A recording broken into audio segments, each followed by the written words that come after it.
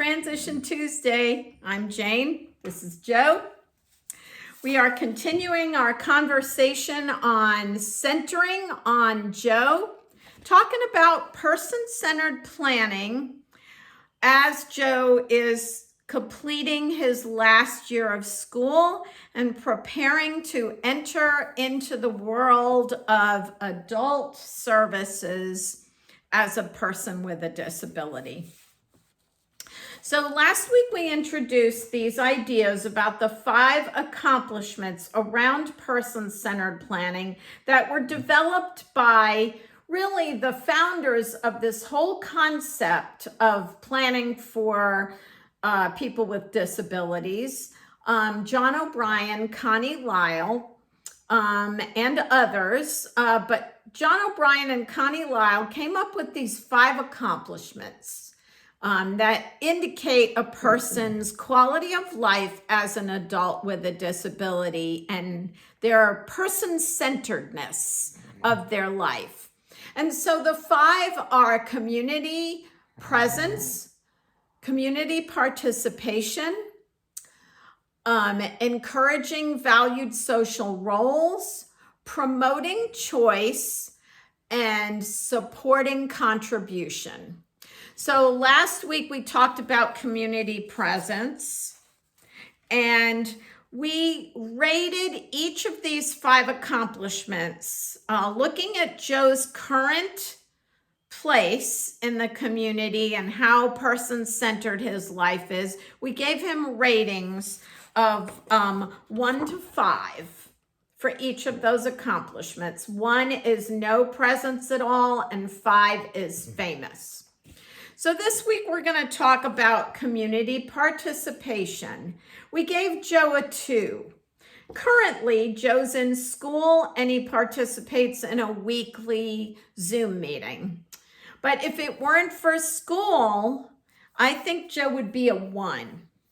So what can we change and what can we do to increase that rating of community participation to a 3 or a 4? So this is person-centered planning. So I'm going to take a few minutes to ask Joe some questions. As you may have heard, we are working on increasing Joe's ability to make decisions about his life and also decrease the amount of time that it takes Joe to answer a question through practice. Because the quicker Joe can answer a question, the better it is, because as a nonverbal or person who is functionally nonverbal, the way we get information from Joe is having him answer questions. So the quicker he answers, the more information we can get. So this is a vital practice and a vital skill that Joe needs to develop. Plus, as a 21-year-old, I'm not sure that Joe has fully, what 21-year-old knows everything they want? What people my age, which I'm not sharing my age, but how many people my age know what they want? So asking the questions is vital. So Joe, let me ask you a few questions.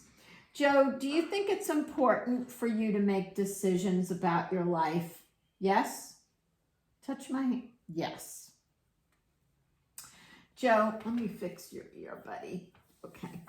Joe, do you think that because you're 21 and you're an adult, you have the right to make decisions? Do you have the right to make decisions?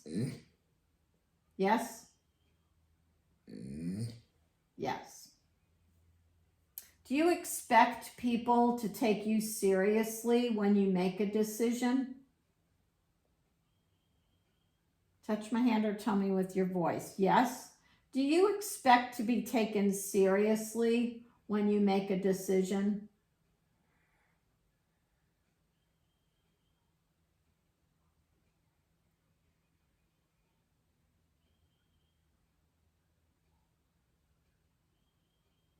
Or let me ask you this way.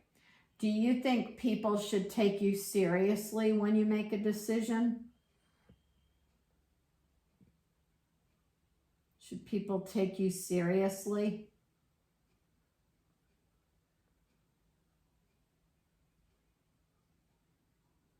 Are you capable of making decisions? Yes? Tell me with your voice or touch my hand. Are you capable of making decisions?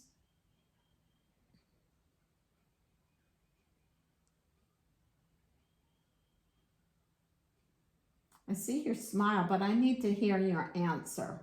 Are you capable of making decisions? Yes?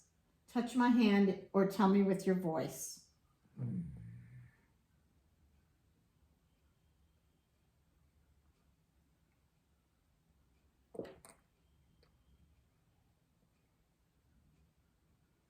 Is it difficult for you to make decisions?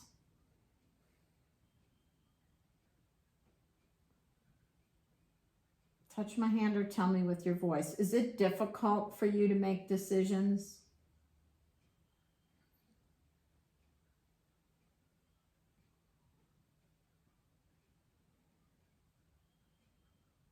Yes. So as you can see, this process is, a little bit challenging on the person who is the communication partner's part, because you have to dive in there and know about Joe, and make guesses about what he could be thinking. Joe really doesn't have a lot of opportunities to make decisions in his life, and we are teaching him, one, that he absolutely has the right to make decisions in his life, and two, give him the autonomy and the authority to make those decisions. And I think that it's hard for Joe because he definitely, I think, tries to anticipate what he thinks we want to hear and give us the right answer. And what I'm trying to help Joe understand is that there is no right or wrong answer. It's whatever he feels. So we're going to use some tools to help drill down and give whoever Joe's communication partner is the tools to help refine, define, and practice making these decisions. So this book is called 101 Ways to Facilitate Making Friends: How to Engage and Deepen Support Networks for People with Disabilities. It was written by Aaron Johans, Jim Reynolds, and Susan Stanfield. And this book has a lot of great information in it, but we're going to use some tools that I think will work well with the way we have to use a communication partner to help Joe with making decisions. The first thing we're going to use is a good old relationship map. This one is different from most of the ones I've seen before because it defines the roles a little differently and maybe assists the support person with helping the person in the person-centered planning process identify these people. The outer ring is economic exchange. So that would be service providers or services. So that could be anyone from a caregiver to a doctor to a teacher, if you're in school, people who are paid to provide services. Participation. What are some things that this person participates in their community? Friendships. You can see this circle is closest to the middle, and then intimacy. So those are people, your inner circle. A spouse, a parent, a sibling, So this will help us to determine what Joe's life looks like in terms of what kinds of, like my prediction right off the bat would be that the economic exchange circle will have the most names in it because Joe, most of his relationships are with people who provide a service. Then the next tool we're going to use, after we figure out that relationship map, we're going to use this tool to help us define and catalog, literally, relationships that Joe chooses. So this document has a place for you to put a picture of the person, their name, their phone number, their address, their email address, their birthday.